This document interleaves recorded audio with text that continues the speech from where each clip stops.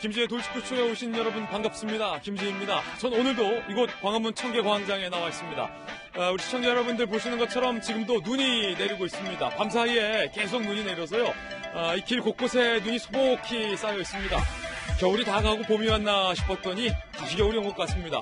영하 6도의 기온, 매우 춥습니다. 체감 기온은 한 영하 10도 이하 되는 것 같습니다. 제대로 단단히 입고 나오시길 바라겠습니다.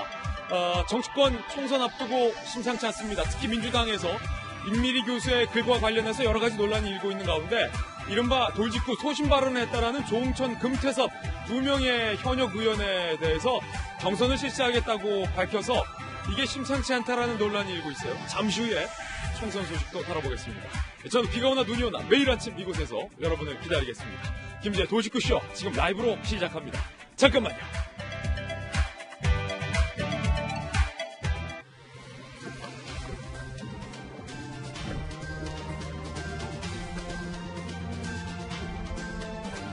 신문 읽어준 남자입니다. 추미애 법무부 장관과 윤석열 검찰총장이 대충돌의 길을 걷고 있습니다. 추미애 법무부 장관의 발언 논란이었죠. 지난주 내내 논란이었습니다. 수사하는 검사 따로, 정작 기소하는 검사는 따로 두자라는 추 법무부 장관의 폭탄 선언 이후에 법조계의 비판이 이어졌습니다. 윤석열 총장 지금까지 입장 밝히지 않았는데 알고 봤더니 부산을 찾았던 그 자리에서 그거 절대 안 된다라고 밝혔던 사실이 뒤늦게 알려졌습니다. 잠시 후 이야기 나눠보겠습니다. 오늘 조간신문 어떤 뉴스 보도하고 있는지 지금부터 저와 함께 하시죠. 먼저 동아일보입니다. 여권의 지지자들이 결국 임미리 교수의 칼럼을 신고했습니다. 그리고 대통령의 측근인 청와대의 대통령 연설 비서관은 이례적으로 여권 지지자들의 이 칼럼 고소와 관련해서 승리라고 착각했을 땐 파국을 불러일으킨다라는 쓴소리도 했습니다. 친여 인사들이 우리가 대신 고발해줄게. 민주당이 임미리 교수에 대한 고발을 취하하자 이른바 문재인 대통령의 지지자들이 우리가 대신 고발해준다라는 SNS 글을 올리고 있다는 겁니다. 선관위에 임미리 교수와 경향신문에 대한 신고가 잇따르고 있습니다. 문 대통령의 핵심 측근은 보다 한마디 했습니다. 이건 아니라는 겁니다. 당사자인 임미리 교수는 민주당 고소 취하했지만 사과를 안 했다. 민주당이 사과해라. 이해찬 대표가 사과하라라고 입장을 밝혔습니다. 잠시 후에 이 이야기 상세히 나눠보겠습니다. 진중권 교수 등등에 대해서는 표현의 자유, 본인의 의사를 밝힐 자유에 재갈을 물려서는 안 된다라며 임미리 교수의 편을 들어 민주당을 비판하고 있는 상황입니다. 진보의 분열, 잠시 후 이야기 나눠보죠. 다음 신문입니다. 이번엔 조선일보입니다. 29번째 확진자가 나왔고 조금 전 30번째 확진자까지 나왔습니다. 문제는 29번 확진자, 종로 거주하는 80대 분인데 감염 경로를 모른다는 겁니다. 중국도 안 갔다 왔고요. 환자 접촉도 없었다는 거예요. 그냥 일상생활을 했던 분이라는 겁니다. 문제는 어떤 경로로 감염됐는지 모르는 이 29번 확진자가 확진 판정 전에 노인들에게 도시락을 배달했었다. 아무래도 감염에 취약한 노인들에게 2차, 3차 감염의 우려도 나오는 대목입니다. 지역사회로 감염이 확산됐다라는 전문가들의 우려가 혹시 실제 나타난 건 아닌가? 보건당국은 긴장하고 있습니다. 잠시 후 오늘의 핫플에서 다뤄봅니다.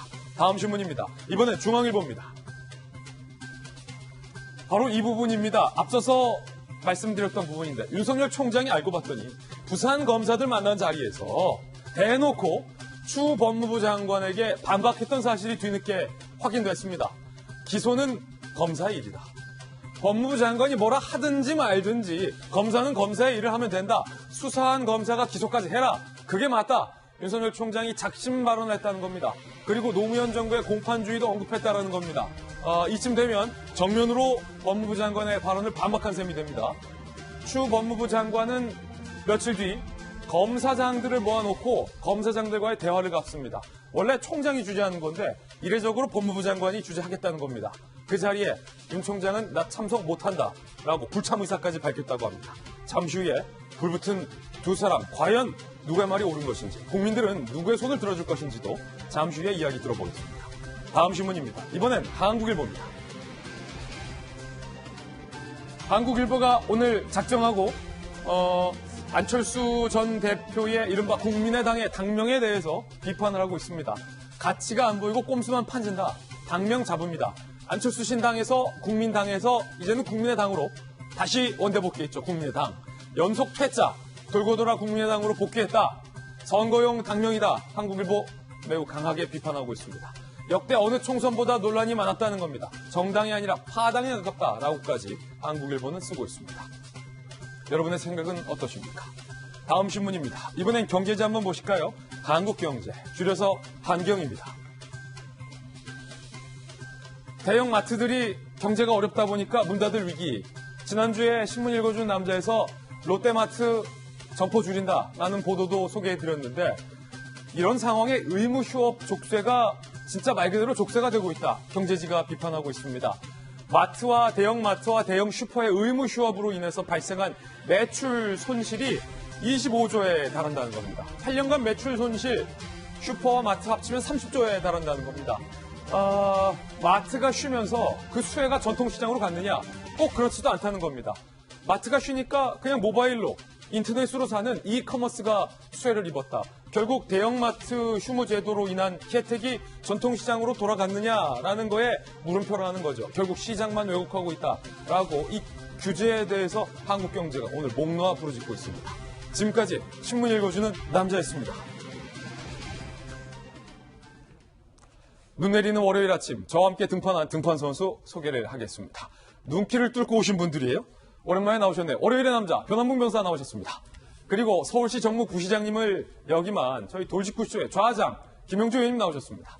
그리고 방송기자, 문체부 차관, 청와대 대변인 출신 보수의 품격 박성기 전 대변인 나오셨습니다. 제 짝꿍이죠. 똑소리 나는 앵커 출신 한양대학교 장희영 교수님과 국회판을 읽는 남자입니다. 공간과 논쟁의 장성철 소장님 나오셨습니다. 모두 어서 오세요. 자, 지금 저희 스튜디오가 오픈 스튜디오인데 오픈 스튜디오 창문 밖으로 보이는 눈발이 점점 더 거세지고 있습니다. 기온도 많이 떨어지고 외출 시에 이 눈길로 인해서 미끄러울 수 있으니까 다시 한번 여러분들 조심해 달라는 당부의 말씀 드리면서 오늘 키워드 소개를 해드릴까 합니다. 세 가지 키워드예요. 첫 번째 키워드는요. 반박. 윤석열 총장이 추미애 법무부 장관에게 제대로 반박했습니다. 두 번째 키워드는요. 이겁니다. 확전. 임미리 교수를 고발했다 취하한 민주당. 그런데 임 교수 당사자는 사과하라라고 요구하고 있고 여권 지지자들은 임 교수를 고소고발하고 있습니다. 잠시 후에 이야기 나눠보죠. 세 번째 키워드는 뒤끝 장렬. 조응천, 금태섭 이 두 명의 현역 저희 돌직구쇼 멤버 출신인데 당의 뒤끝이다라는 얘기도 나오고 있고 그런 거 아니다라는 얘기도 나오고 있습니다. 잠시 후에 무슨 일인지 짚어보겠습니다. 오늘도 정말로 중요한 뉴스들 엄선했습니다. 오늘 탑뉴스로 시작합니다.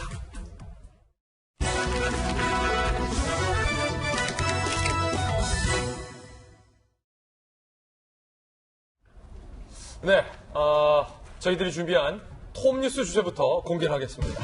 바로 이겁니다. 대충돌의 길을 걷는 추와 윤이라는 제목 잡아봤습니다. 혹시 우리 PD님께서 바깥에 이제 오픈 스튜디오이기 때문에 날씨를 좀 잡아줄 수 있다면 오늘 저희들이 준비한 추미애 법무부 장관과 윤석열 검찰총장이 바로 살얼음판 같아요. 눈보라예요. 과연 대한민국 법무부 한 치 앞도 보이지 않는 지금 내리고 있는 이 눈보라와 같습니다. 저희들이 준비한 탑뉴스 주제가 어쩜 오늘의 날씨와 이렇게 일치하는지 우연의 일치겠죠? 대충돌의 길을 걷고 있다. 먼저 윤석열 총장이 마치 추미애 법무부 장관 보란 듯 정면으로 반박했습니다. 윤 총장의 입장부터 바로 살펴보시죠. 추미애 보란 듯.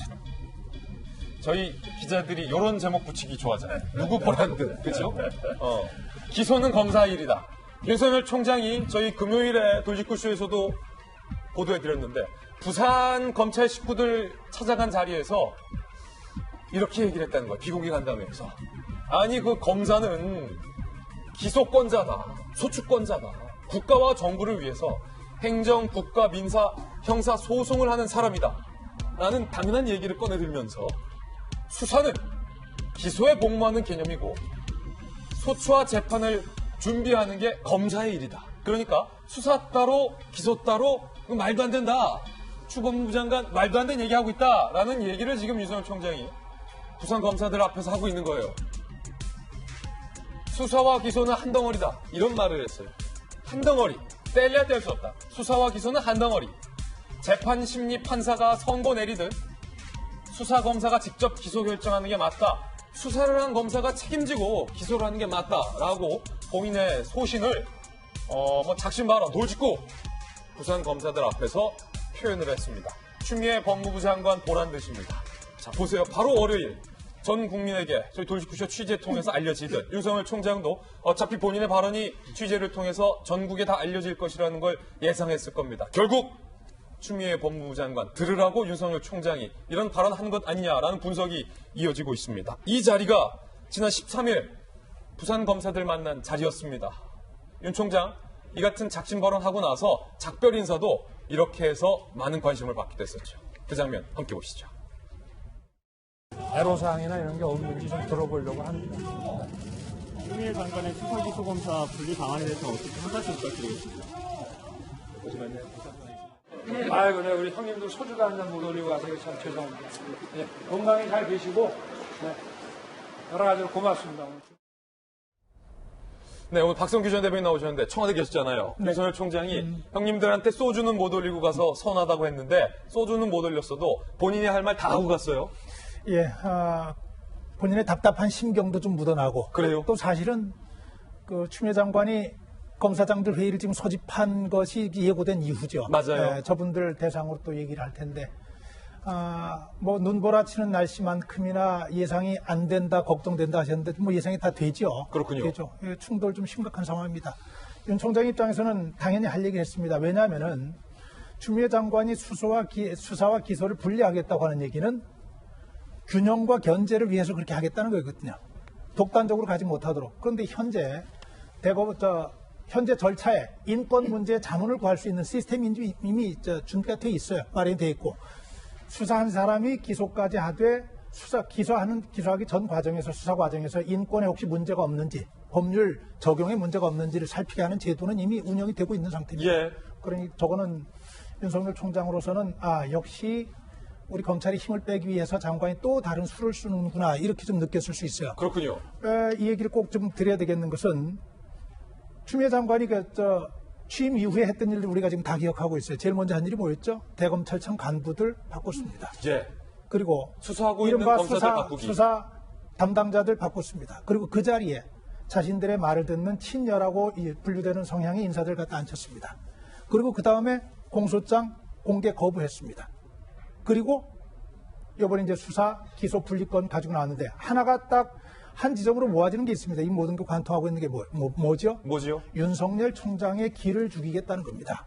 기를 죽여서 다음 단계 넘어가지 못하도록 하겠다. 저는 지난번에 그런 말씀을 드렸죠. 이게 단순히 기를 죽이기 위한 게 윤석열 총장 개인을 위한 것이 아니라 문재인 대통령을 지나치게 의식하고 있는 것 아닌가. 예. 마치 본인이 국회의원 시절에 정홍원 국무총리를 향해서 대통령의 비위를 맞추기 위해서 온갖 일을 다 하고 있다고 비아냥대는 대정부 질문을 했었는데 그런 발언 했었는데 국민이 보기에는 지금 추미애 장관이 대통령의 분위기를 맞추기 위해서 이 일 저 일을 다 하는 것 아닌가 하는 그런 생각이 좀 드는 겁니다. 그래서 그런 측면에서 대통령이 입장을 밝혀주는 게 추미애 장관이 더 앞으로 나가는 걸 막는 제어 장치가 될 수 있어요. 추미애 법무부 장관의 지금 제어 장치 브레이크가 풀렸다. 지금 막을 수 있는 사람은 대통령밖에 없다. 그렇죠. 대통령이 뭔가 입장을 얘기해줘야지 추미애 장관이 대통령 눈치를 안 살필 겁니다. 제가 볼 땐 대통령이 불편해하는 심기가 발언하지 않음으로써 마음의 불편함이 그대로 묻어나고 추미애 장관으로선 대통령에게 뭔가 좀 잘 보이기 위해서 뭔가 얻을 게 있는 입장에서 그 대통령의 심기를 살피느라고 저렇게 가는 것 아닌가 싶은 게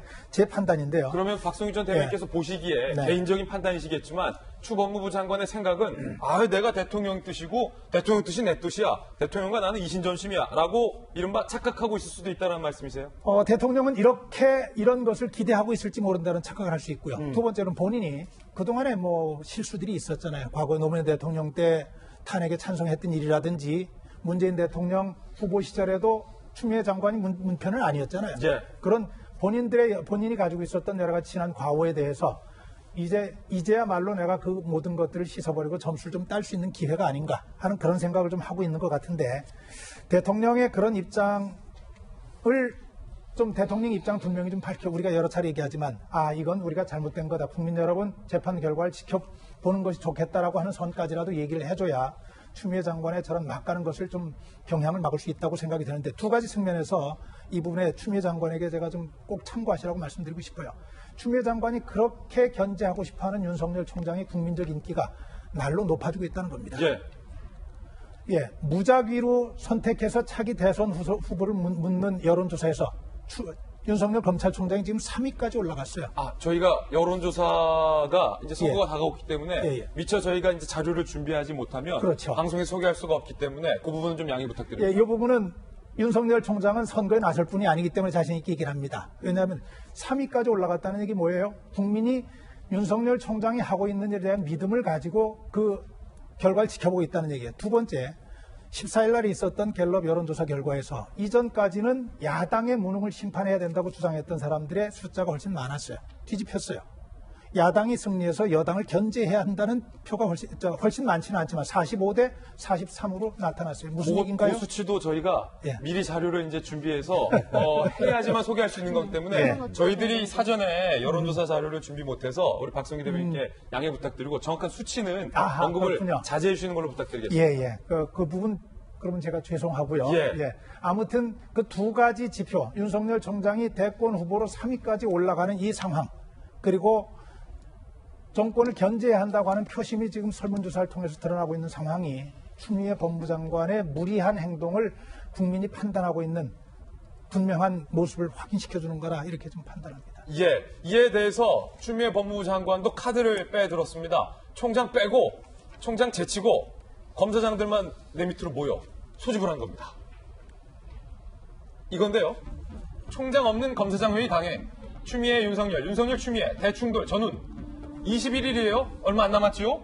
추 법무부 장관이 수사와 기소를 분리하자라는 안건을 검찰개혁 관련 전국 검사장 회의를 소집해서 항변을 할 계획입니다.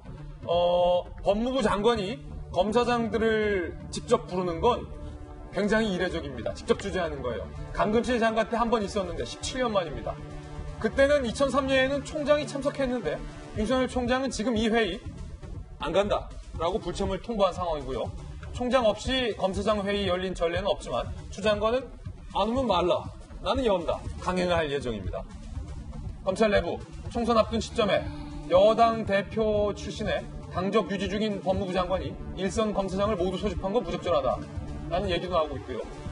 검찰 중간 간부 A 검사는요. 곧 선거법 기소 여부를 결정해야 할 검사장들 불러놓고 군기 잡기를 하겠다는 것 아니냐라고 반발하고 있고요. 서울지역 부장검사, B부장검사는요. 장관이 결론 내린 뒤 반대에 대한 특별한 의견 없으면 모두 찬성한 것으로 하겠다라는 식으로 회의 끝낼 가능성이 크다. 자, 일선의 검사장들은 다 참석을 했다. 총장만 반대하고 있다. 뭐 이렇게 몰고 간다는 거죠. 차장검사 출신의 김종민 변호사는 실명으로 인터뷰했어요. 중앙일보랑. 검사장들이 작정하고 검찰 무력화 의도, 검찰 독립 훼손 등 민감한 질문할 경우 법무부 장관과 검사장들이 현장에서 직접 대충돌하는 상황이 올 수도 있다라고 우려를 하고 있는 상황입니다. 지금 시점이 굉장히 민감한 시점입니다. 검찰이 청와대를 향해서 청와대가 선거에 개입했다라는 의혹을 향해서 기소를 하고 있는 상황에서 추 법무부 장관의 수사기소 분리 발언이 자칫 대통령의 측근 중에 측근 임종석 전 실장을 기소 못하게 하려는 포석이 아니냐라는 우려도 나오고 있는 상황에서 검사장 회의까지 주재하겠다라고 나선 건데 김영주 의원님, 추 장관이 총장도 참석하지 않는 검사장들을 불러 모은다. 이거 어떻게 보십니까? 사실은 2003년 6월 달에 있었던 강금실 장관 때하고 분위기가 완전히 다른 모양새입니다. 그때는 송광수 총장이 직접 참석을 했고 또 검사장들이 청와대에 가서 말하자면 대통령하고 면담을 하는 정도의 여러 가지 그동안에도 부분적으로는 쓴소리는 있었지만은 이제 그나마도 모두가 다 공감할 수 있는 영역에서의 테두리가 갖춰졌는데 이번에는 상당히 우선 윤석열 총장도 참석하지 않겠다고 하고 방금 우리가 지켜봤듯이 부산에 가서 검찰총장이 기소 수사 분리 절대 안 된다 이런 얘기들이 있고 대체로 검사장들이 이번 인사에 대해서 여러 가지 불만들이 있는 상태에서 이와 같은 어떤 그 실제적으로 전 세계적으로 전례가 없는 이런 어떤 말하자면 기소를 분리하는 어떤 수사 말하자면 검찰 내부의 어떤 조직 변화를 얘기한다는 건 매우 사실 이례적일 뿐만 아니라 일반 검사장들이 동의할 수 없는 영역이라고 하는 측면에서 상당히 말하자면 모두가 불안해하는 이런 지점이 있습니다. 사실 돌이켜 보면 옛날에 그 추미애 장관은 환노위 위원장 시절에도 여러 가지 어떤 돌발 사태를 일으킨 적이 있었지 않습니까? 사실 예. 그것 자체를 어떻게 다 대통령과 청와대와 교감을 갖고 일을 하고 있다고 보기 어려운 부분이 있는 거죠. 그런 전례들도 있었던 것이고, 이제 그런 면에서 지금 서서히 이제 신동호 연설비서관을 비롯해서 좀 지나치게 말하자면 대통령 뜻에 벗어나고 있는 부분에 대한 목소리가 나오고 있다고 생각이 들어요. 그렇기 때문에 저는 한번 추미애 장관이 머리는 좋다고 생각해요. 우리가 생각하지도 못했던 것을 던지잖아요. 예. 저 대단한 능력이에요. 대단한 능력이다. 예, 이걸. 사람을 일단 헷갈리게 한번 예. 해놓고 시간을 끌잖아요. 예. 네. 그래서 이번 부분은 정말 그 정치인으로서 말하자면 잘 한다라고 본다면 검사장 얘기를 듣고 알았다. 뜻이 그렇다면 이 내 의견을 내리겠다. 예. 이것이 최대한의 어떤 탈출구가 아닌가 저는 그렇게 생각합니다. 지금 아예 정답까지 김영주 의원님께서 주셨어요. 검사장들 모으기로 강행한다면, 검사장들이 반발해 온다면 아무 말도 하지 말라. 그리고 검사장들의 의견은 잘 알았다라고 본인의 의견을 조금 걷어들이는 게 유일한 탈출구다라고 해법까지 주셨는데, 문득 이 생각했어요. 문득 변환 변호사님, 노무현 전 대통령 때 검사들과의 대화하셨잖아요. 그때 네. 이른바 소위 노무현 전 대통령이 이쯤 되면 막 나가자는 거죠 라는 말까지 나왔던 이유는 검사들이 반기를 했어요. 실무검사들이 반기를 들었어요. 대통령님 이건 아닙니다. 이번 추미애 법무부 장관이 검사장들 모아놓고 본인의 소신을 얘기할 예정이에요. 수사와 기소는 분리해야 된다. 근데 검사들의 의심은 이거 다 임종석 실장 기소하지 말라고 이러는 거 아니야 라는 의심을 갖고 있는 상황에서 분명히 그때 검사와의 대화 때처럼 반기를 든 검사들이 나오지 말라는 법 없거든요.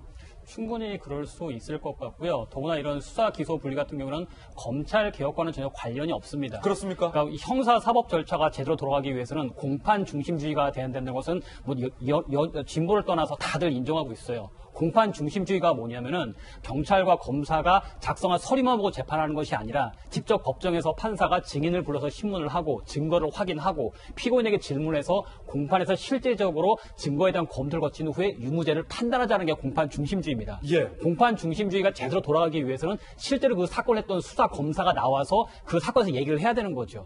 지금처럼 공판검사가 따로 나온다면 수사 기록을 보고 온다고 하더라도 잘 모르기 때문에 판사님이나 피고인 쪽에서 얘기를 할 경우 버벅대고 말을 못할 수가 있어요. 공판 중심주의가 제대로 되기 위해서는 수사검사가 직접 법정에 출석해서 공소 유지를 하는 절차가 더 많아져야 되는 건데 수사와 기소를 분리한다는 것은 공판 중심주의와 전혀 별개로 가는 전혀 반대의 행동이기 때문에 그러면은 뭐 공판 중심주의도 아니고 검찰 개혁에 상관없는데 이거를 그렇죠. 추미애 장관이 강행하려는 이유는 변호사님께서 보시기엔 뭐라고 생각하세요? 글쎄요. 그거는 뭐 국민들이 판단을 해야 되지 않을까 싶고 오히려 뭐 검찰 개혁이라든가 아니면은 어떤 검찰의 뭐 독립성 문제, 검찰의 정치적 중립성 문제 그런 것과 연결돼서 한다라면 뭐 이제 뭐 정부를 지지하는 시민들 입장에서는 필요한 거 아니냐 할 수 있겠죠. 근데 지금 수사 기소 분리한다라는 것은 검찰 개혁과는 전혀 상관이 없이 도대체 왜 해야 되는 거냐라는 의문을 남길 수밖에 없기 때문에 수장관이 논리적으로 밀릴 수밖에 없죠. 그 과정에서 검사장들이 도대체 이게 검찰 개혁과 무슨 관계가 있느냐, 공판 중심주의 역행하는 것이 아니냐 이렇게 된다라면 뭐 수사검사, 기소검사 분리가 된다라면 예를 들어서 부장검사, 차장이 진행했던 수사를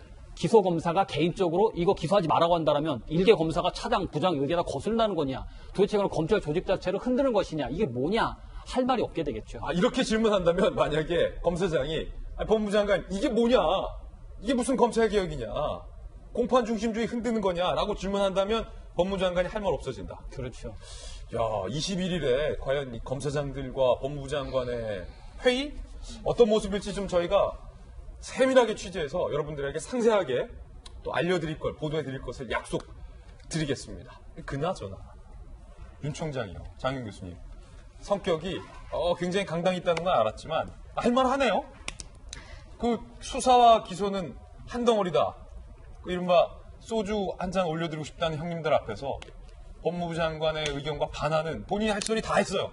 한 덩어리다. 말도 안 된다. 떨어뜨리는 거. 본인이 할 소리를 다 했다기보다 꼭 해야 될 한마디를 전했다라고 그렇군요. 오히려 생각이 들어요. 그리고 그 부분에 대해서도 저는 추 법무부 장관 보란 듯이 기자들은 그런 타이틀을 좋아할 수는 있겠습니다만 이게 누구 보란 듯이 할 말이 아니라 그냥 본인의 입장에서 지극히 당연한 이야기 그렇잖아요. 수사를 쭉 해와서 아 이게 기소할 일이다 아니다 이렇게 판단을 하는 그 결론을 위한 과정이 수사인 건데 게다가 이제 소신이다. 검경 수사권 조정으로 1차 수사권은 어차피 경찰에 넘어가지 않았어요. 그 이후에 수사를 쭉 과정을 보고 기소냐 마냐 결정을 해야 되는데 오히려 자료만 가지고 기소를 판단해야 되는 기소검사 따로 이렇게 나눠진다라는 게 아마 윤 총장 입장에서는 좀 말이 안 된다는 생각이 들었겠죠. 그래서 그 기준을 명확하게 아마 해주고 싶었을 것이고 그냥 본인은 본인 소신대로 기준을 말했을 뿐인데 그게 오히려 추법무 장관의 보란듯이라는 이야기가 나왔다는 건 어쩌면 역설적으로 추법무부 장관이 조금 기본이 아닌 이야기를 꺼냈을 수도 있다. 그래서 결론적으로 선우가 바뀌었습니다만 추법무부 장관의 말을 반박하는 듯하게 보였을 수는 있겠습니다만 저는 법 전문가는 아니더라도 누가 봐도 그게 맞는 것 같고 지금 사실은 또 상황이 그렇잖아요. 추미애 법무부 장관이 들어오자마자 인사 이동 막 시켜가지고 그렇잖아도 수사 쪽 하고 있던 사람들 다 내친 것도 내친 거지만 새로 온 사람들이 조서 검토해야 되니까 시간이 더 필요하다 이런 이야기를 실제로 했잖아요. 이성윤 지검장도 시간이 필요하다. 계속 미뤄지고 있는 게 현실로 보이고 있으니 수사를 하거나 기소를 해야 되는 검사들 입장에서 답답한 것도 현실일 것 같아요. 저는 윤 총장이 좀 답답하니까 이쯤에서 한 대목 좀 짚어주고 가야 된다라는 차원에서 소신발언. 그러니까 추 장관이 그런 말을 안 했어도 해야 될 말을 한 건데 추 장관이 앞서 그런 반대쪽 말을 했기 때문에 지금 이렇게 반박하는 것처럼 보여지는 것. 저는 윤 총장이 아직까지 정치를 하고 있다는 생각이 들지 않기 때문에 제가 이렇게 해석하는 건지는 모르겠습니다만 지극히 저는 정상적인 발언을 단지 했을 뿐이다 이런 생각이 들었습니다. 그렇군요. 아까 이제 추미애 법무부 장관과 관련해서 막 나간다라는 일부 표현도 있었는데 그 표현에 대해서는 조금 과도한 측면이 있다라는 해석이 있을 수 있기 때문에 좀 바로 잡고 가도록 하겠습니다. 이번엔 장순수 수장님 한마디? 네, 한마디 좀 할게요. 지금 선거가 60여일 남았습니다. 근데 현직 법무부 장관이 지금 추미애 법무부 장관은요 전직 여당 당대표였어요. 현직 국회의원입니다. 더불어민주당 당적을 갖고 있어요. 이런 분이 선거법과 관련된 기소를 할 수 있는 검사장을 모아놓고 저런 회의를 한다? 이것은 시기적으로도 상당히 좀 부적절하다. 그래서 이러한 부분도 좀 짚어봐야 할 것 같고요. 수사검사와 기소검사가 다르게 둔다. 그거는요, 국회에서 봤을 때 국회에서 법안을 발의하는 국회의원이 따로 있고 그런 법안을 투표하는, 결정하는 그런 국회의원 따로 있고 이렇게 해야 되는 건지 정말 저런 좀 비상식적이고 비합리적인 얘기에 대해서 저희가 아침마다 이렇게 멘트를 해야 되는 것 자체가 아침마다 상당히 참 불편한 일이기도 하네요. 첫 번째 소식 전해드렸습니다. 이번에 저희가 준비한 두 번째 이슈를 소개합니다. 바로 이겁니다. 임미리 교수에 대해서 고소고발을 민주당이 취하했지만 역풍이 만만치 않습니다.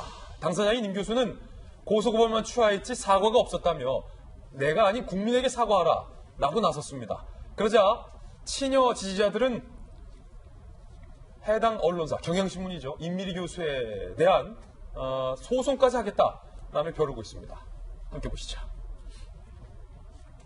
임미리 교수, 민주당에게 요구, 국민께 사과하라. 임 교수가 입장을 냈어요. 민주당에게 요구한다. 표현의 자유를 위축시킨 데 대해 저뿐 아니라 국민들에게 사과하시기 바란다. 일부 지지자들은 제 신상을 캐고 선관위에 고발까지 하고 있다. 향후 다른 이의 반대 주장까지 막으려는 행동이다. 라며 안철수 싱크탱크 출신 이력 거론에 대해 국정을 책임지는 집권당의 자세가 아니다. 비판적인 국민의 소리는 무조건 듣지 않겠다는 것이다. 라고 임미리 교수가 비판을 하고 있는 상황입니다. 임 교수가 이렇게 사과하라 라고 입장을 낸 데는 민주당의 임 교수에 대한 사과가 없었기 때문이죠. 민주당 내의 지도부의 입장은 어떤지 함께 보시죠. 사실은 당 내에서도 사과를 하라라는 민주당 현역 의원들의 요구가 있었던 걸로 알려지고 있습니다. 그런데 지도부가 현역 의원들의 요구를 거절하고 있다는 거죠. 당 안팎의 지도부 사과 요구가 빗발치고 있지만 이해찬 대표 등 여전히 침묵. 지도부의 의견들 하나 볼까요? A씨 최고위원 같은 경우는 지난 14일 비공개 회의 때 제대로 사과하자. 다수의 참석자가 선거 앞두고 논란 만들지 말자. 요청을 했는데도 지도부가 너무 황당한 대처를 하고 있다라고 최고위원이 비판하고 있어요. 야당은요. 전희경 대변인 같은 경우에는 고발 당사자인 이해찬 대표는 침묵하며 당대표는 몰랐다. 라는 어처구니 없는 해명뿐이다. 이해찬 대표가 나 몰랐는데 누가 고소한 거야? 라고 입장 냈죠. 어처구니 없다. 민변 소속의 권경희 변호사는요, 적을 돕는 자라는 반역 프레임을 씌워서 메시지를 덮는 행태를 민주당에 변명할 권리라고 주장한다면 당신들은 반민주주의 정당이다 라고 얘기하고 있는 상황입니다. 보수성의 시민단체는요, 임 교수 고발에 있는 표현의 자유와 국민의 알 권리를 침해한다며 이해찬 대표를 일종의 맞고발한 상황입니다. 이게 사실 박성규 전 대표님께서 청와대에 계시기 때문에, 그리고 뭐 김영주 의원님도 서울시 부시장 계셔서 아마 두 분을 비판하는, 혹은 두 분이 몸담은 기관, 청와대와 서울시를 비판했던 언론과 기사와 기자들을 많이 접해보셨을 텐데, 두 분한테 각각 질문 드리겠지만, 제 기억으로도 박성규 전 대변인이 나서서 누구를 고발하고 이랬던 적 없었던 것 같아요. 고발은 당하시긴 했어도. 고발 많이 당했죠. 많이 고발 많이 당했어요. 예, 그리고 뭐 인터넷 그 댓글 같은 거 통해 가지고는 뭐 정말 입에 담기 어려운 얘기들도 많이 들렸고, 오죽하면 저 아이들이 아빠 이제 그만 좀 했으면 좋겠어. 그 자리 좀 그만 좀 물러났으면 좋겠어. 중학생이었는데 그랬던 기억이 있는데. 맞고발하신 적 없으시죠? 없죠. 예. 그래서는 안 된다고 생각하기 때문에. 그리고 제가 자신 있게 얘기할 수 있는 것은 제가 언론 정책을 책임졌던 언론 비서관이었기 때문에 청와대에. 예, 그 정부에서는 그런 일을 하지 않았다는 얘기를 자신 있게 말씀드립니다. 자, 제가 하나 확인해 봤어요. 민주당의 강령 13호라는 게 있습니다. 민주당 강령 13호 이렇게 돼 있어요. 언론의 자유로운 권력 감시와 비판을 보장한다. 이게 민주당의 강령 13호예요. 자유로운 권력 감시와 비판을 보장한다고 하는 당의 강령은 만들어 놓고 저렇게 문제를 제기하는 행동을 고발로 법정으로 끌고 간 저 행위를 어떻게 이해를 해야 될까요? 마치 살아있는 권력도 수사해 줬으면 좋겠다. 그렇게 해라 하고 당부했다가 살아있는 권력을 향하자 정말 완전히 태도를 바꾼 이 모습하고 많이 닮아있지 않은가요? 그렇습니다. 과거 기억을 한 번만 좀 떠올려 볼게요. 2014년에 박근혜 정부에서 난리가 났었어요. 산케이 신문의 서울지국장이 세월호 그 침몰하던 그 시간에 박근혜 대통령은 정윤회 씨하고 같이 있었다. 예. 이런 정말로 저도 그때 사실은 좀 개탄했었죠. 악의적인 기사, 말도 안 되는 기사를 썼어요. 거기에 대해서 청와대가 발끈했습니다. 지국장을 출국 금지시키고 그걸 고발했어요. 맞아요. 그랬었어요. 재판까지 갔어요. 그때 문재인 의원이 뭐라 그랬냐면요. 대단히 잘못된 일이다. 국제적으로도 창피한 일이다. 이렇게 얘기를 했어요. 그리고 당 대표가 되고 나서는 이분이 당내에다가 표현의 자유 특별위원회라는 걸 만들어놨습니다. 그만큼 언론의 자유가 중요하다는 것을 인식하고 본인이 몸소 하려고 실천하려고 한다는 걸 국민에게 보여줬던 그런 행동들이에요. 그런데 지금 오늘 이런 일이 벌어지잖아요. 저는 인밀위 사태라고 일반적으로 지금 불러지는 이 사태가 우리 국민에게 던지는 묵직한 교훈이 있다고 생각을 해요. 뭐냐면은 말하는 사람들이, 멋있는 말하는 사람들이, 정말 거창한 정의 대의를 내세우는 사람들이 실제 행동은 어떻게 하고 있는지를 한번 확인해 볼 수 있는 계기를 만들어주는 것이라고 생각해요. 마치 조국 전 장관이 그랬던 것처럼 말이죠. 그래서 당대표 선출 이후뿐만 아니라 지금까지 이어지고 있는 민주당 내 언론 자유를 보장해야 한다는 이 유구한 이 강조와 이 기본되는 철학, 이것이 거짓이 아니고 사실이었다고 항변하기 위해서는 저는 사과가 아니라 책임자를 문책해야 한다고 생각합니다. 사과로 넘어갈 일이 아니고 대한민국의 근간을 흔드는 민주당이 가지고 있는 기본적인 언론 가치, 자유 언론의 원칙을 훼손한 이 행위에 대해서 무겁게 책임을 묻고 그와 함께 사과를 하는 것이 반드시 필요한 상황이다, 이렇게 봅니다. 지금 저희가 막 실시간으로 취재를 했는데 조금 전에 민주당의 최고위원회 조금 전에 열렸는데 오늘도 공식 사과가 없었다, 그냥 넘어갔다라는 것도 실시간 취재를 해서 여러분께 보도를 해드리고 있는데요. 여권 지지층에서 우리가 대신 고발해줄게 라며 임미리 교수가 경향신문을 고발하겠다라는 움직임이 나왔습니다. 당 지도부는 침묵하고 지지층들이 고발을 한다. 함께 보시죠. 바로 이 부분인데, 해시태그 우리가 고발해줄게 라는 거예요. 일부 여권 지지층이 선관위의 임미리 교수와 경향신문을 잇따라 신고하고 있다. 민주당 당원 게시판 및 SNS에 임미리 교수를 겨냥해서 이분들끼리 뭔가 일종의 캠페인 같은 거예요. 해시태그 우리가 고발해줄게. 당에서 못하면 우리가 고발한다. 뭐 이런 거죠. 중앙선관위 관계자는 복수의 경로로 지료와 신고가 계속 들어오고 있다라고 확인을 해주고 있는 상황입니다. 친여 성향 조국 옹호 검찰개혁을 주장하고 있는 최성식 변호사 같은 경우는 20여 명과 함께 검찰을 고발하는 것도 검토 중이다라고 얘기를 하고 있고요. 조국 백서 필자 중에 한 명인 더브리핑의 고일섭 대표는 임 교수의 칼럼 위법성을 확인하기 위해 검찰 고발을 하는 게 좋겠다. 그러니까 검찰에 고발하는 것. 두 사람 다 검찰을 고발하는 게 아니라 검찰에 임미리 교수를 고발하는 것. 그러니까 애초 이해찬 대표 명의로 고소했던 것보다 차원이 더 높은 거죠. 당원 게시판은 상황이 어떨까요? 법무부 장관에게 항명하는 윤석열에게 임미리의 입은 늘 침묵했다. 임미리는 원래 이런 사람이다. 뭐 이런 말이죠. 이명박 박근혜가 제왕적 통치로 국정농단할 때조차 입 다물더니 이제 와서 떠든다라는 식으로 임 교수를 편회하는 의견들도 특정 지지층 사이에서 나오고 있는 그런 상황인데, 이에 대해서 진보 지식인 중에 한 명인 진중권 전 교수가 한마디 했습니다. 이 여권 지지자들을 향해서. 진중권 교수의 입장도 한번 살펴보시죠. 민주당에서 손 씻는 척하는 사이에 밑에 애들에게 진중권 교수의 주장에 동의하시는 분도 있고 불편하게 생각하시는 분도 있겠지만 있는 그대로니까 표현해 줍니다. 밑에 애들에게 지저분한 일처리 맡겼다. 본인들은 손 씻는 척한다. 저들은 이제까지 이런 수법으로 사람들의 입을 막아왔다. 라고 비판을 했습니다. 오랜 세뇌 휴증으로 굳이 안 시켜도 마음에 안 드는 사람, 야산에 대신 묻어줄 사람들은 차고 넘친다. 그들의 모토, 개싸움은 우리가 한다. 라는 거다. 라고 진 교수가 비판을 했는데, 국회에 20여 년간 몸담았던 보좌관 출신의 장성철 소장님께서 보시기에는 어떠세요? 손 씻는 척. 민주당에서 오늘 공식적인 최고위원 회의 때 사과가 안 나왔다는 것 자체가 저는 되게 충격적으로 받아들였어요. 왜냐하면 사과를 안 한다는 건 뭡니까? 우린 잘못한 것이 없다. 예. 그러니까 저런 분위기를 알기 때문에 저런 문재인 대통령을 강력하게 지지하는 분들이 나서서 그래, 당이 좀 곤란하니까 우리가 대신 좀 나서줄게 이러는 건데. 이심점심이다. 네. 우리는요, 임미리 교수 사건을요, 우리가 누구 편을 들고 안 들고 그런 문제가 아니라 헌법상의 가치인 표현의 자유에 대한 우리의 주장을 얘기하는 거 아닙니까? 표현의 자유, 언론의 자유, 얼마나 중요한 자유입니까? 이것이 과연 옳으냐, 그러냐. 그리고 임미리 교수는 과거에 한나라당 출신으로 시의원을 했다. 예. 안철수 대표의 정책 실행위원을 했다. 이런 식으로 메신저를 공격을 하고 있어요. 예. 이것은 정말 옳지 못하고요. 이렇게 자꾸 반복이 되면 나라가 점점 더 갈등의 사회로 더욱더 치닫게 될 것 같습니다. 당이 사과를 하지 않는다는 것, 당 지도부가 사과하지 않고 이해찬 대표는 누가 고발을 쓰나 몰랐다라고 또 얘기한 걸로 좀 알려지고 있잖아요. 네. 이 말은 이 친여 지지자들이 고소고발하는 걸 묵인하고 있다라는 신호로도 해석될 수 있다는 말씀이세요? 그렇게 봐야죠. 그렇게 봐야죠. 지금 며칠 동안 언론에서 계속 얘기하고 있지 않습니까? 이게 과연 공정한 것이냐, 옳은 것이냐라고 묻고 있는데 거기에 대해서 입장을 표명하지 않는다? 우리 입장은 잘못하지 않았다라고 계속 주장하는 겁니다.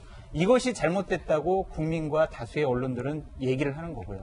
팩트체크. 이해찬 대표께서는 임미리 교수와 경영신문 고발한 것에 대해서 몰랐다라는 입장을 밝히셨잖아요. 그런데 고소고발 명의가 이해찬 대표란 말이에요. 그렇다면 이 말을 종합해보면 당의 지도부 혹은 당직자 중 누군가가 대표도 모르게 대표의 명의를 활용하여 누군가를 고소했다. 그래서 결국 취할 수밖에 없었다라는 일이 벌어졌다는 겁니까? 20년 국회에 계셨지만 이 가능한 일이에요? 제가 이제 새누리당 당대표 보좌관을 할 때 예. 저희 명의로 이제 여러 가지 일들이 나가요. 직인 찍고 사무총장이 그걸 관리는 하지만 그거를 당 대표실 다 보고를 하고 저희들이 다 알고 있습니다. 그래서 저희들이 판단하는 부분도 있어요. 당대표는 알고 있다. 네. 근데 민주당은 어떻게 하는지 김영주 의원님께 한번 여쭤봐야 될 것 같아요. 예. 김영주 의원님 질문 들어왔어요. 예, 지금 최근에 좋아요. 서로 묻고 답하는 시스템 좋아요. 쌍방 고소고발이 많아지다 보니까 일정 정도 그런 부분을 대변인이나 사무총장 밑에 말하자면 법적인 스크린을 해서 이게 법적으로 문제가 된다고 했으면 사실은 고소고발하는 경우가 생기고 그때 일정 정도 대표의 권한을 위임해서 대표 도장으로 고발자를 대표자로 할 수밖에 없는 거 아니겠습니까? 예. 이제 그런 사태가 벌어지고 있는데 문제는 이 일의 경중과 어떤 정무적 판단을 하는 스크린을 못하고 있다는 거예요. 여러 가지 어떤 악의적인 부분에서 고소고발할 부분들이 있어요. 많아졌어요. 20대 국회가 가장 잘못된 것은 정말 할 일을 안 하고 서로 간에 송질만 했기 때문에 분위기가 나빠졌어요. 이제 그런 면에서 이것은 그런 일이 아니다. 이건 상당히 중요한 일이라고 생각합니다. 민주주의라고 하는 부분에 대해서 민주당이 민주라는 말을 쓰려면 최소한 이 부분은 전체적인 핵심적인 가치로서 받아 알아야 되거든요. 아무리 한테 욕을 하고 돌을 던지고 침을 뱉어도 그것을 참아낼 수 있는 그런 것이 있고요. 또 하나는 지금 우리 민주당이 해야 될 게 소위 친여 지지자들이 하는 반민주적인 행태에 대해서 브레이크를 걸어야 됩니다. 대통령도 나서야 돼요. 그걸 임 교수한테 신상 털기 하고 선관위 압박하고 민주주의는 숫자 싸움이 아닙니다. 민주주의는 제가 아는 민주주의는 다수의 의견을 모아서 답을 찾아가는 과정이에요. 그렇기 때문에 내가 답이라고 학습을 하더라도 다른 사람이 어떤 얘기를 하는 걸 들을 이유가 있어요. 좀 더 좋은 답을 찾기 위해서. 정당이 뭘 합니까? 우리를 위해서는 아니고 나를 위해서 한다라면 우리에게 쓴소리 하지만 저 속에 무슨 답이 있는지를 찾아야 되는 거죠. 그게 지금 실종돼 있는 거고요. 그게 지금 현재 우리 민주당의 지지자들은 당을 위해서 한다 하지만 결코 총선 앞두고 이게 당을 위해서 좋은 일을 하는 일이 아니다.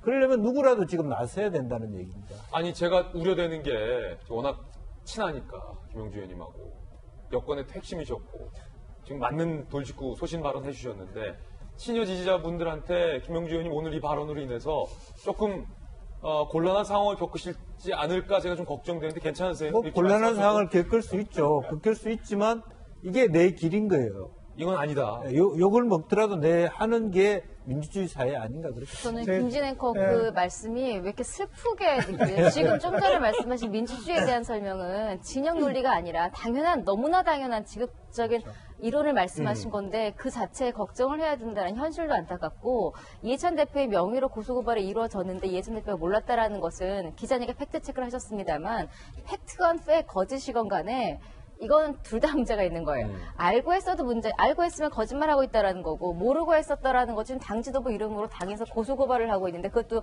국민의 한 사람을 그리고 언론사를 고소고발을 했는데 당대표 모르는데 당대표 이름 썼다라는 것도 이게 사실이건 거짓이건 다 지금 할 말이 없는 게 저는 민주당의 입장이라는 생각이 들고 이건 정말 진영이 아니에요. 그냥 이틀어 막는다는 생각밖에 들지가 않잖아요. 지금 현재 이 거대한 여당을 비판하는 이야기를 했다고 고소고발한다?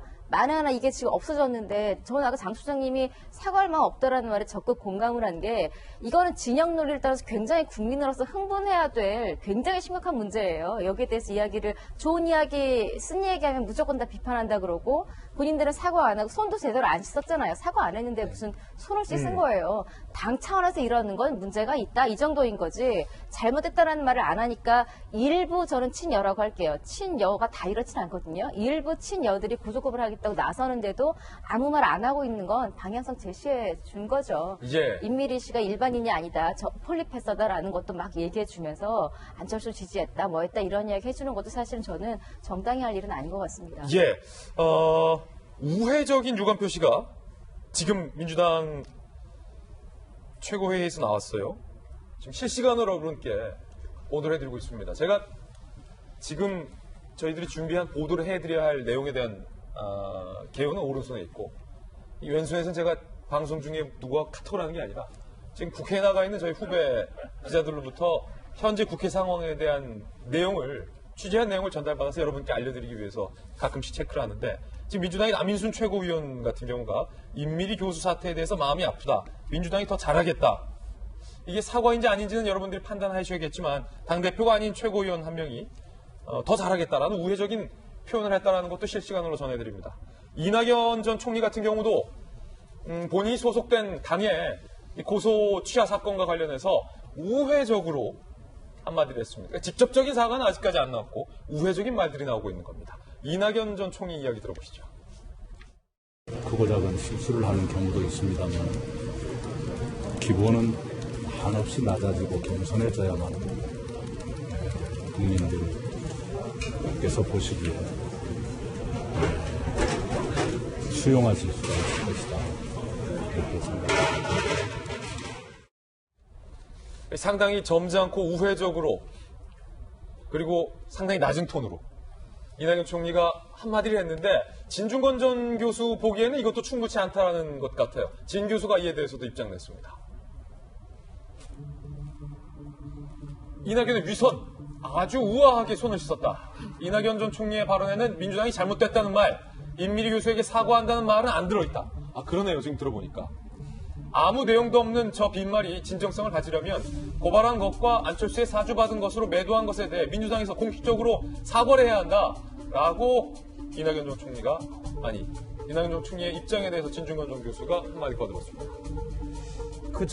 손을 씻으려면요, 물로만 씻는 게 아니라 비누로 해가지고 깨끗하게 씻어야 되지 않겠습니까? 특히 요즘 이 코로나19 네. 국면에서는 이제 손 세정제까지 해야 돼요. 비누로 씻고 손 세정제 한 번 더 씻어야 돼요. 네. 그러니까 지금 민주당이 할 일은 유감 표명이 아니에요. 유감이라는 거는 나는 잘못한 건 없지만 뭐 하도 비판하니까 그냥 뭐 그런 얘기를 할게라는 건데. 아, 그게 유감이다? 네.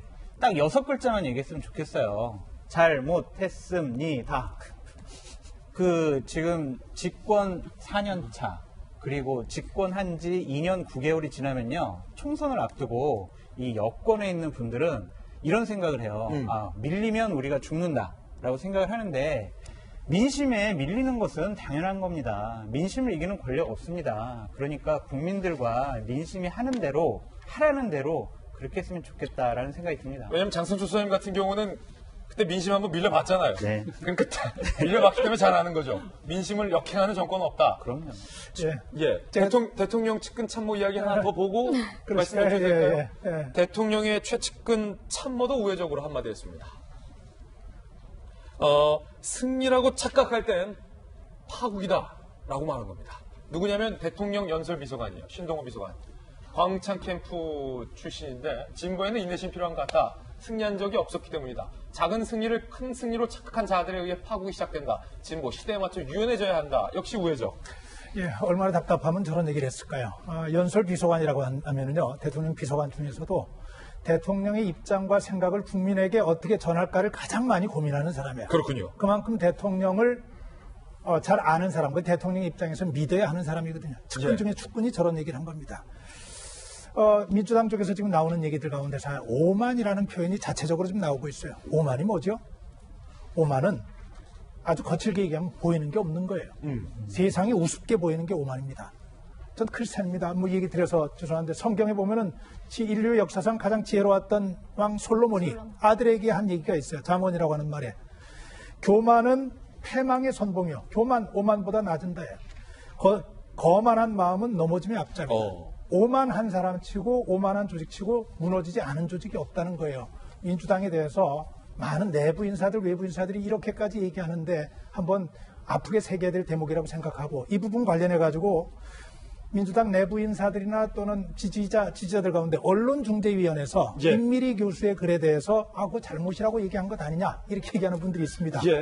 언론중재위원회는요, 제가 분명히 설명을 좀 드릴게요. 언론중재위원회는 선거법을 판단하는 기관이 아니라 보도의 공정성을 판단하는 기관입니다. 그렇군요. 선거법이 문제가 아니고 언론중재위원회 입장에서는 경향신문에서 이런 글을 낸 것은 오해 소지가 있으니 그 뒤에 생략된 걸 얘기한다면 이와 다른 견해를 가진 글도 싣는 것이 공정한 것이 맞는 것이다. 이 얘기입니다. 그러니까 선거법으로 해석하는 것은 오해가 있는 것이라는 얘기도 한번 좀 드리고 싶습니다. 애초에 고발했던 게 변한부 변호사님 선거법 위반이다라고 고발한 거잖아요.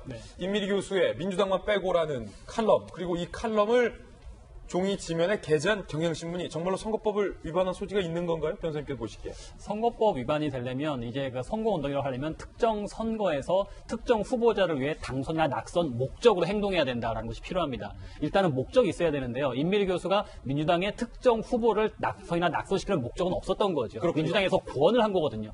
자신의 정책 의견을 표시했던 것이지 당선이나 낙선 목적이 아니었기 때문에 일단 하나가 걸러질 수가 있고, 아직 후보도 정해지지 않았기 때문에 특성 후보제에 대한 것도 안 돼버리고 그러니까 선거법에 대한 문제 힘들게 하고 있었고요. 그다음에 이제 언론 중재는 말씀하셨던 것처럼 그쪽에서는 그야말로 우리나라는, 그러니까 미국 같은 경우는 방송이나 신문이 우린 특정 정당이나 특정 정책을 지지한다고 얘기할 수 있지만 우리는 언론의 중립성을 얘기하고 있거든요. 그러니까 언론중재위원회 입장에서는 경향신문의 입장에서 특정 정당이라든가 특정 정파의 의견을 너무 얘기하지 말아라. 언론의 중립성을 지켜라는 관점에서 얘기했던 건데 그걸 가지고 선거법 위반인 것처럼 얘기해서 간다는 건 좀 잘못됐던 거죠. 선거법 위반이 쉽지는 않을 것 같습니다. 선거법 위반으로 안 될 것 같다라는 법조계 의견까지 들어봤습니다.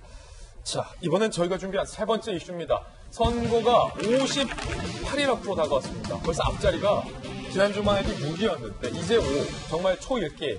이런저런 지금까지 저희가 보도했던 모든 이슈들이 혼재돼서 국민들의 선택을 받는 이번 총선의 의미가 그 어느 때보다 크다라고 볼 수 있겠습니다. 저희 돌직구 쇼에서만 볼 수 있는 총선 알림판 오늘도 준비되어 있는데 저희들과 함께라면 이번 선거 참 재밌게 선택할 수 있을 것 같습니다. 총선 알림판 과연 첫 번째 총선 알림은 어떤 뉴스일지 바로 확인하겠습니다. 바로 이겁니다. 조응천 금태섭 저희 돌직구쇼 멤버 출신인데 지난 가을에 조국을 비판한 죄라는 알림판 제목이 나왔습니다. 이 두 사람의 의원에게 현역 의원에게 무슨 일이 있는 건지 오늘 총선 알림 첫 번째 뉴스입니다. 함께 보시죠. 일단은 금태섭 의원 같은 경우 소신 발언을 했다라는 공통점이 있어요. 금태섭, 조응천 그렇죠? 금태섭 의원의 지역구에 대해서 당이 추가 공모하기로 결정을 했습니다. 사실은 정봉주 전 의원이 도전장 내밀었는데 부적격으로 낙마를 해서 금태섭 홀로 가겠구나 라는 예측하신 분들 많았는데 아니다. 정봉주 말고 딴 사람 지원해라 라고 추가 공모를 열어뒀다는 거죠. 민주당 공관위가 경선지역 심사를 발표했는데 금태섭 지역구 서울 강서가 정봉주가 낙마했는데도 추가 공모하기로 한 겁니다. 더불어민주당 공관위 관계자는요. 후보 적합도 조사에서 금태섭과 정봉주 지지도가 비슷하게 나왔는데 정봉주가 빠지면서 금태섭의 본선 경쟁력도 장담하기 어렵게 됐다라고 해명을 하고 있습니다. 금태섭 이 말은 금태섭이 과연 경쟁력이 있어? 라고 공관위가 지금 얘기하고 있는 거예요. 다른 더 경쟁이 있는 사람 나오면 경선에서 떨어질 수도 있다 이런 말을 하는 겁니다. 더불어민주당 관계자 B씨는요. 공수처법 표결 당시 유일하게 기권표를 던졌던 금태섭 의원 결국 괘씸죄에 걸린 건 아니겠냐라고 얘기를 해놨습니다. 컷오프 염두 뒷말은 무성하다. 금태섭 의원 본인은요. 더 열심히 준비해서 당의 승리에 기여하겠다. 당사자는 지금 이 말밖에 할 수가 없겠죠. 그런 상황이에요. 금태섭 의원에 대해서 이렇게 나왔고 그리고 저희 돌직구쇼 출연하면서 정말로 숱한 어록을 남겼던 우리 조응천 선생, 조응천 의원 같은 경우도 난감해졌습니다. 소신 발언으로 유명한 조응천. 경기 남양주 갑이죠. 여기가 경선 지역구로 아예 발표가 돼버린 거예요. 2차 경선 지역 발표 9곳 중 현역을 포함한 지역 단 2곳 중에 한 곳이 바로 조응천의 남양주 갑이 된 겁니다. 조응천 의원은 문내 서운한 마음을 숨기지 않았습니다. 경쟁 후보와 현격한 경쟁력의 차이에 이 조항이 있었거든요. 앞서 1차 경선 지역 때.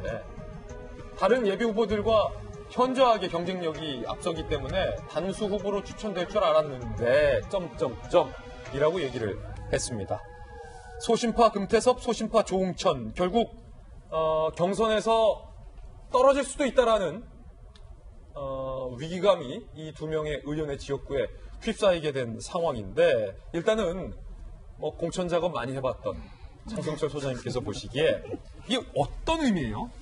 먼저 금태섭 의원부터 굳이 정봉주 의원이 빨간 잠바 입고 있어 라는 얘기까지 하면서 상당히 위협적이었는데 정봉주 전 의원이 지금 낙마를 했잖아요. 그러면 현역인 금태섭 의원만 현재는 남게 되는데 여기에다가 추가 공모해라 누구 좀 써라 라고 했다는 건 어떤 의미입니까? 직설적으로 얘기해도 됩니까?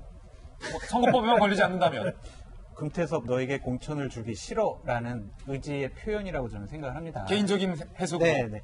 저 금태섭 의원을 보고 나서 저는 2016년에 유승민 의원의 생각이 났어요. 2016년에 새누리당의 막장 공천의 시작과 끝은 유승민 의원을 공천 주느냐 안 주느냐 그거에 온통 관심이 있었거든요.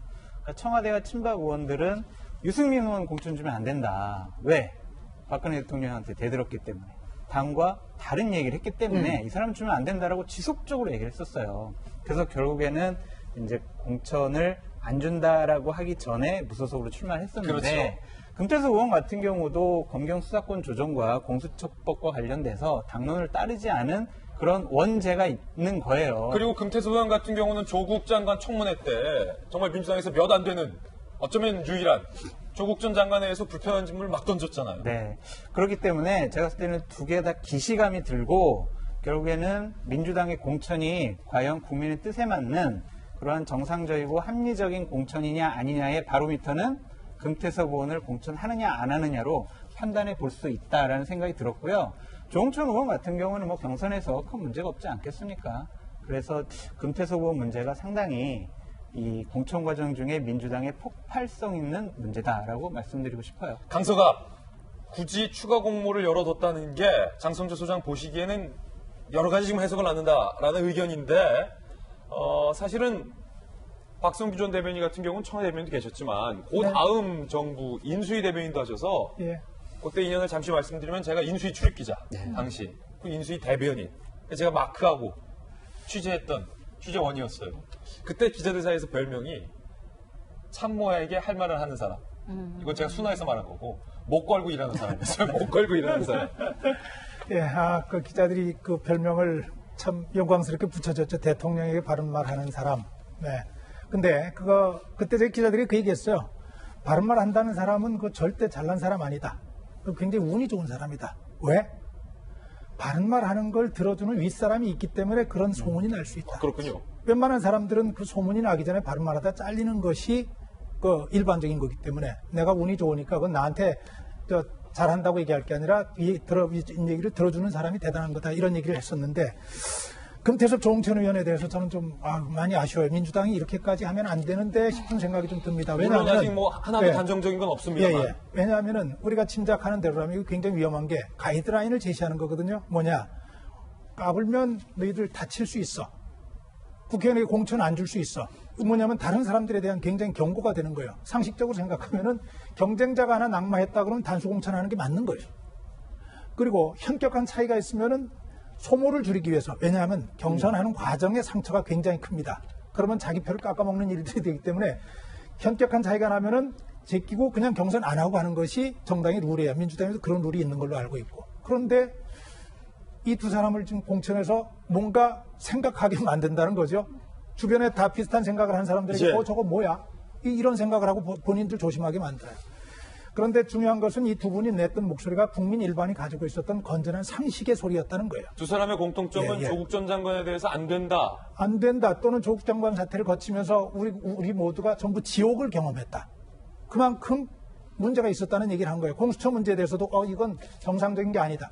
국민이 가지고 있는 상식을 대변해 준 건데 이 정도의 얘기도 받아들이지 못하는 조직이라면 거기에 대해서 이렇게 심각하게 이른바 책임을 묻는다고 한다면 이건 누가 앞으로 바른 말 할 수 있겠어요.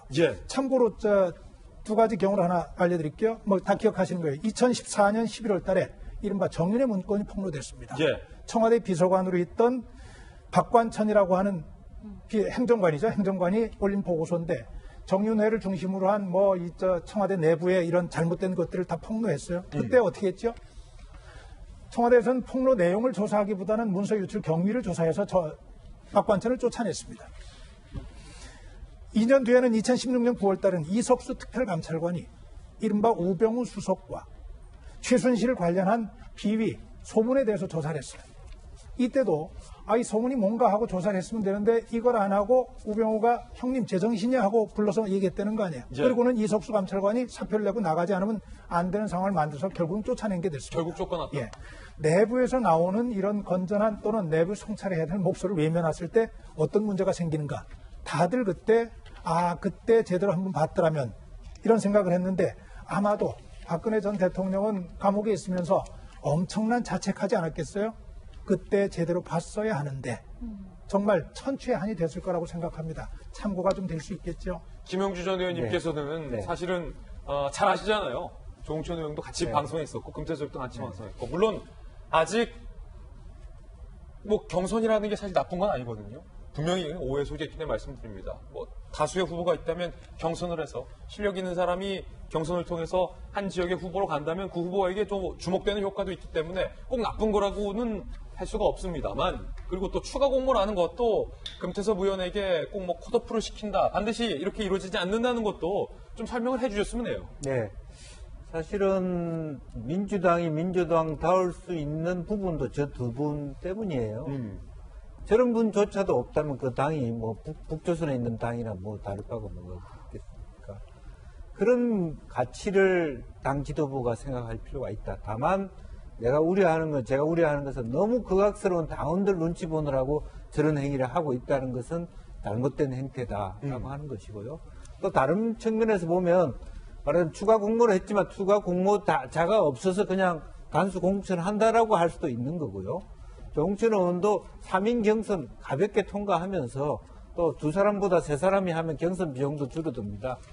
다시 한번 정당성을 확보할 수 있는 계기를 준다라는 측면에서 그걸 너무 나를 이렇게 낙인 찍힌다 이렇게 생각하지 말고 금태섭 의원에게도 한 번 더 말하자면 당원들의 어떤 고된 비판을 좀 당이 막아준다 이렇게 생각해 줬으면 좋겠다는 말씀을 드립니다. 그렇군요. 좀 이제 김영주 의원께서 위로의 말씀까지 너무 아직도 확정적이지 않다라는 다양한 의견도 지금 들어보고 있습니다. 총선 알림 함께하고 있습니다. 이번에 두 번째 총선 알림 내용 살펴보시죠. 바로 이겁니다. 한국당에서 박인숙 의원하고 김성태 의원이 불출마 선언을 했습니다. 일단 두 분의 이야기부터 불출마 선언 내용부터 직접 한번 들어보고 돌아와서 이야기 나눠보겠습니다. 저는 문재인 정권을 불러들인 원죄가 있는 사람으로서 이제 자유우파의 대동단계를 위해 기꺼이 저를 바치겠다는 분명한 각오를 다지고 있습니다. 통큰 하해를 당부드립니다. 저는 이번에 총선에 불출마합니다. 송파 갑은 우리가 한 번도 뺏긴 적이 없는데 좋은 분이 오시면 제가 열심히 도와서 당선을 시켜드려야죠. 수도권 그리고 일부 PK에서 불출마 선언도 나오고 있는데 장선수 소장님, 네. 이 TK 지역은 아직까지 뚜렷한 불출마나 물갈이 조짐은 안 보이고 있어요. 저 정종섭 의원만 이제 불출마 선언을 했는데 이제 오늘하고 내일하고 이제 TK, PK 지역 공천 면접 심사가 있어요. 그렇기 때문에 면접 심사가 끝나고 나서 어느 정도 좀 가셔야 될 것 같은데 저는 김성태 의원의 불출마 선언을 보고 이 김용호 공관위원장 힘이 정말 세졌다. 그래요? 그리고 저분의 이제 그 공천과 관련된 권위가 확실히 섰다. 그래서 TK 지역을 물갈이했을 때 TK 지역에 반발하는 의원들이 상당히 잦아질 거다. 그렇게 예측을 해봐요. 왜냐하면 황교안 대표 종로 안 나오려고 했는데 종로 내보냈잖아요. 그리고 정말 어떤 의원들도 같이 말을 좀 하기 쉽지 않아 하는 홍준표 대표를 직접 찾아가서 당신 고향 출마하지 마. 공천을 안 줄 거야. 이러면서 정리를 했어요. 말 섞기 쉽지 않다. 네.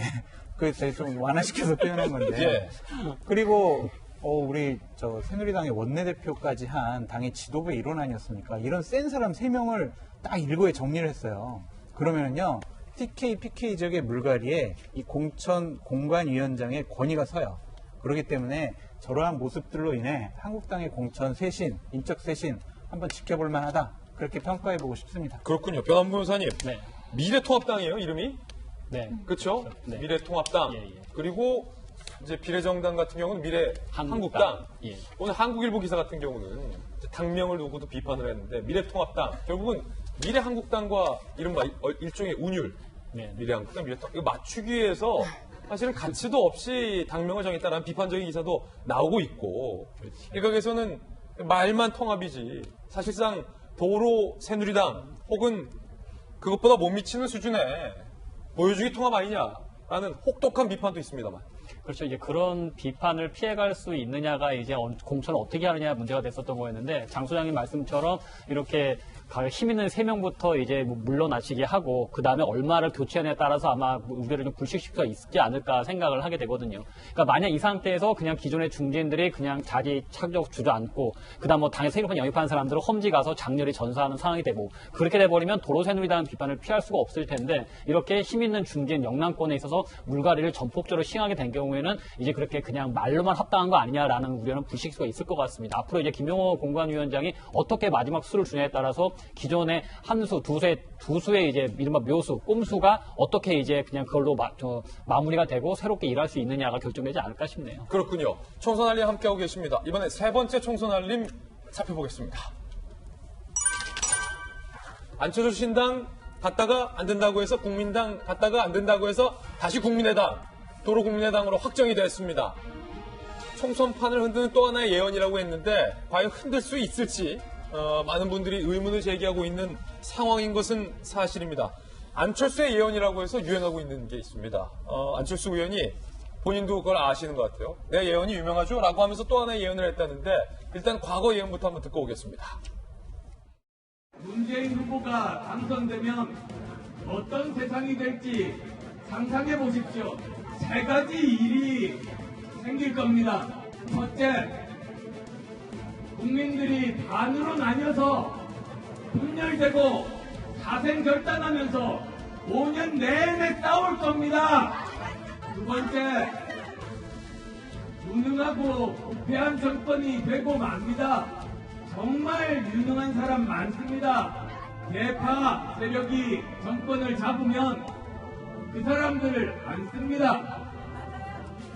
무능하지만 자기 편 사람에게 중요한 일을 맡깁니다. 지금 4차 산업혁명 시대입니다. 그런데 그러한 개념 없이 옛날 사고방식 가지고 옛날 사람들이 국정을 운영하면 우리는 전 세계에서 가장 뒤처지는 나라가 됩니다. 과연 뭐 이 예언이 적중했다라고 보신 분도 있고 무슨 예언이야라고 안 좋게 보신 분도 있겠습니다. 여러분의 판단에 맡기겠습니다. 또 하나의 예언을 이번 판에 했습니다. 들어보시죠. 만약 이번 총선에서 기득권 양당 체제가 그대로 존속한다면 우리나라 앞에는 세 가지 일이 생길 겁니다. 첫째, 21대 국회는 최악으로 평가받는 20대 국회보다도 더 나쁜 국회가 될 겁니다. 두 번째로는 먹고 사는 문제, 민생 문제 더 힘들어질 겁니다. 세 번째로 전 국민은 반으로 나눠서 서로 싸우는 내전 상태를 방불케 될 것이고 우리나라는 남미에서 한때 잘 나가다가 몰락한 그런 나라처럼 추락하고 말 겁니다. 이것이 과연 국민들께서 원하는 대한민국이 나아가야 될 방향이겠습니까? 안철수 전 대표가 그때도 지금도 미래를 내다보는 듯한 발언을 하고 있는데 정작 본인의 당명이 불어댈 것이라는 미래는 내다보지 못했던 것 같습니다. 안철수 신당 안 됐고 국민당 안 됐고 결국 국민의당. 사실은 국민의당이 안 됐다라는 뉴스 보내드릴 때 김영주 의원님께서 차라리 국민의당으로 하면 선관위 받아줄 거다라고 예언을 했는데 오히려 김영주 의원의 예언이 적중을 했어요. 4년 만에 같은 이름으로 총선. 장희영 교수님, 지금 이것까지는 내다보지 못했던 것 같아요. 죄송합니다. 네. 그러신 것 같아요. 뭐 큰 정치에 대한 생각을 하셨으니까 여기까지 이해를 해드리겠습니다. 예언에 관한 이야기를 좀 말씀을 드리자면 공교롭게도 과거에 했던 예언이 참 슬픈 현실이지만 어느 정도 설득력 있게 들리는 거는 많은 분들이 공감할 것 같아요. 양쪽 끝에서 분열해서 5년 내내 싸울 것이다. 뭐 지금도 뭐 광화문이 서초동이니 우리가 이건 목격을 했었고 그 다음에 저는 사실은 제일 공감됐던 게 세 번째 예언이었어요. 구태. 그러니까 과거의 어떤 이런 걸로는 안 된다. 근데 문제는 그런 과거의 옛날 사고방식 이런 것들이 대한민국을 좀 뒤처지는. 근데 지금 정치 현실을 보면 그렇잖아요.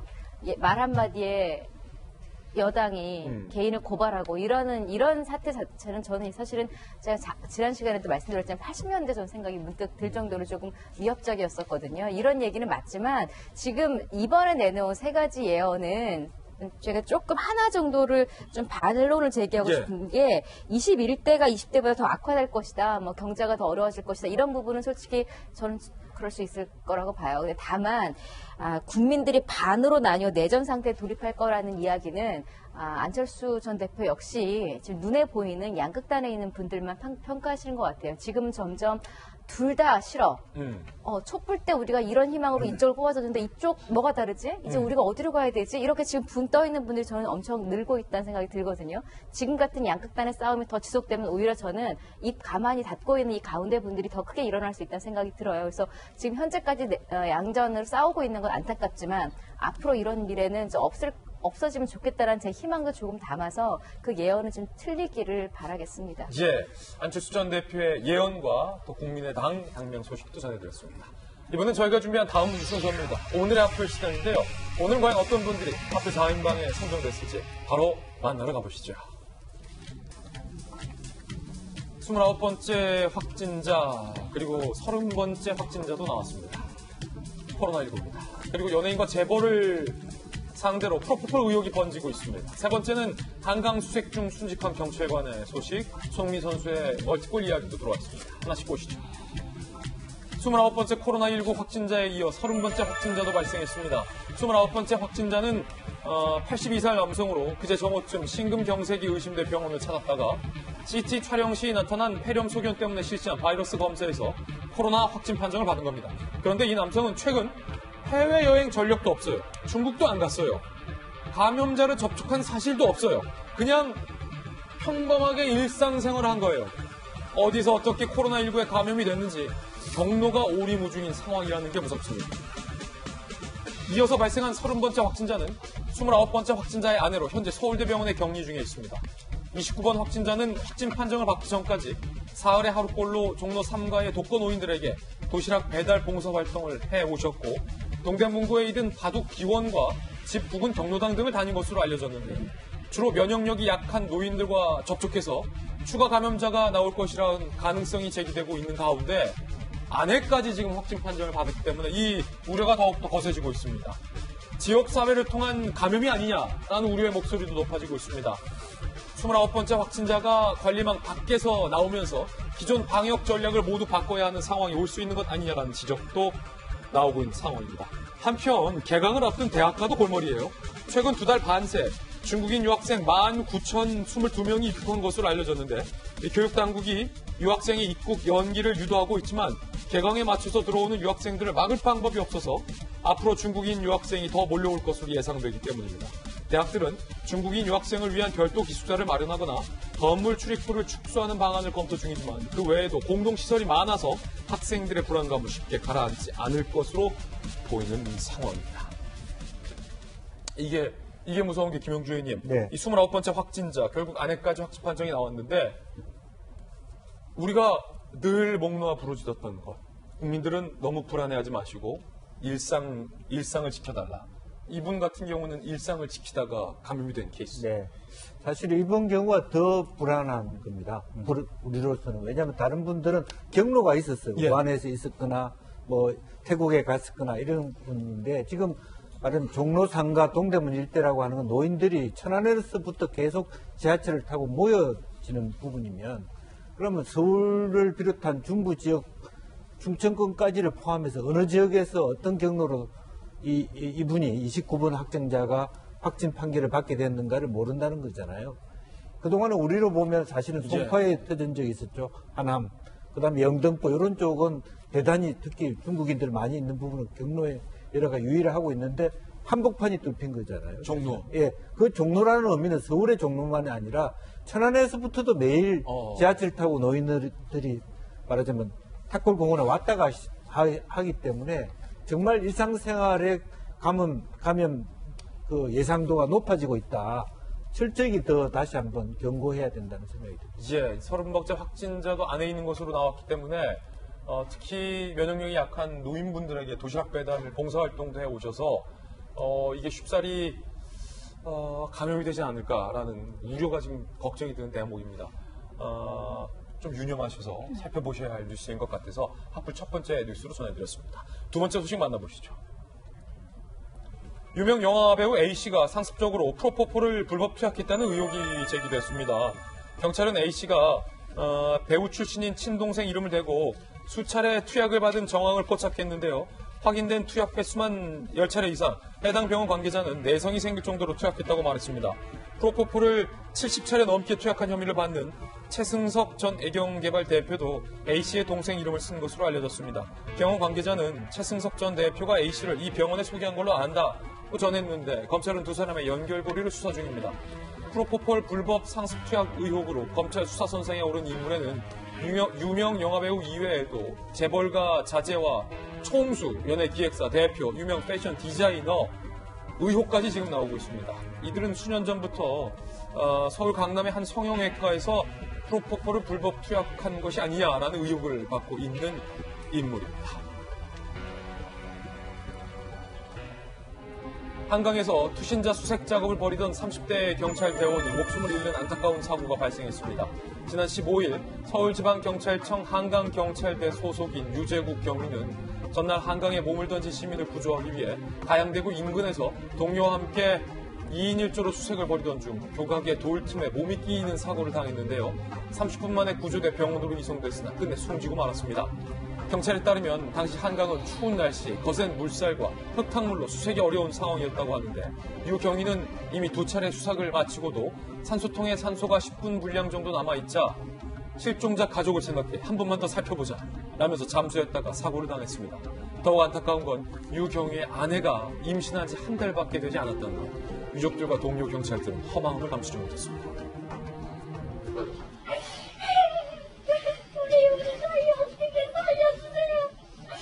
부모님이 저희한테 말씀하시듯이 조심하라고 근무 중에 안전 주의하라고 밥 먹듯이 항상 말씀하시던 분이라서 더 좀 마음이 아픈 것 같습니다.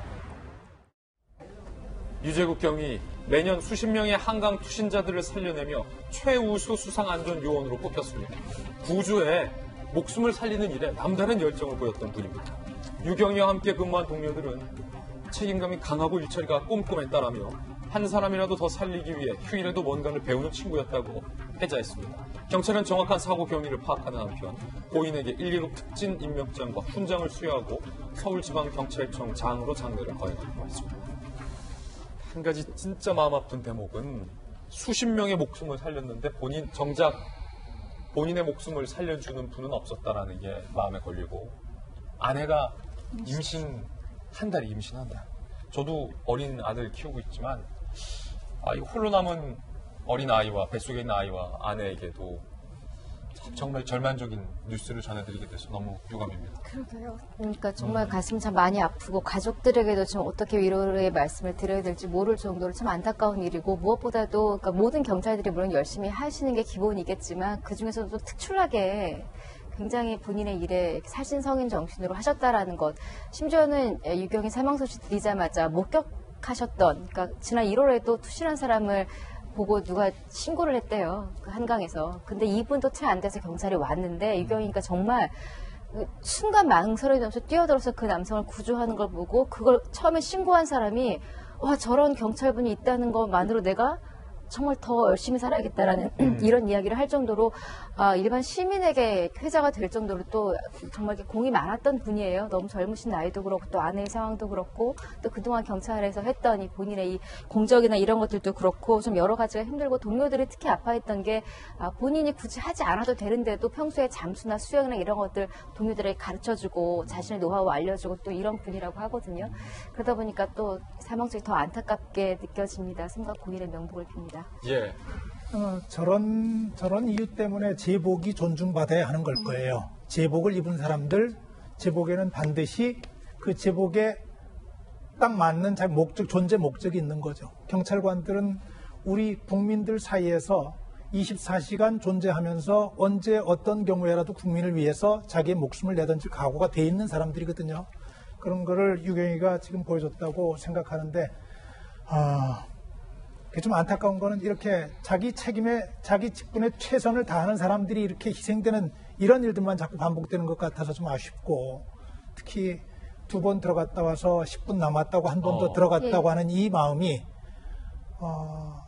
다른 어떤 것보다도 저분이 가지고 있는 기본 마음, 그리고 저분의 가정에서 평소에 어떻게 생활해 왔는지 하는 걸 보여주는 것 같아서 참 안타깝고, 제복에 대한 존중 모두 다 가져야 될 것이라고 다시 한번 생각하게 됩니다. 예. 월요일 아침 저희가 준비한 소식 모두 다 전해드렸습니다. 지금도 눈 오나요? 지금도 눈이 오네요. 오픈 스튜디오라 바로 돌아보면 되는데 눈길에 낙상의 위험이 있으니까 넘어지지 않도록 특별히 저희 돌직구 가족들 조심조심 하시길 바라겠습니다. 저희 본방 끝나고 인터넷 방송 라방 231로 지금 시작합니다. 231로로 지금 들어오시기 바라겠습니다. 오늘 231로 라방의 주제는요. 조국과 조금이라는 제목, 조응천 금태섭이라는 제목으로 준비해봤습니다. 231로에 지금 들어오시기 바라겠습니다. 저희들은 내일 아침에 더욱더 풍성한 소식 들고 인사드리겠습니다.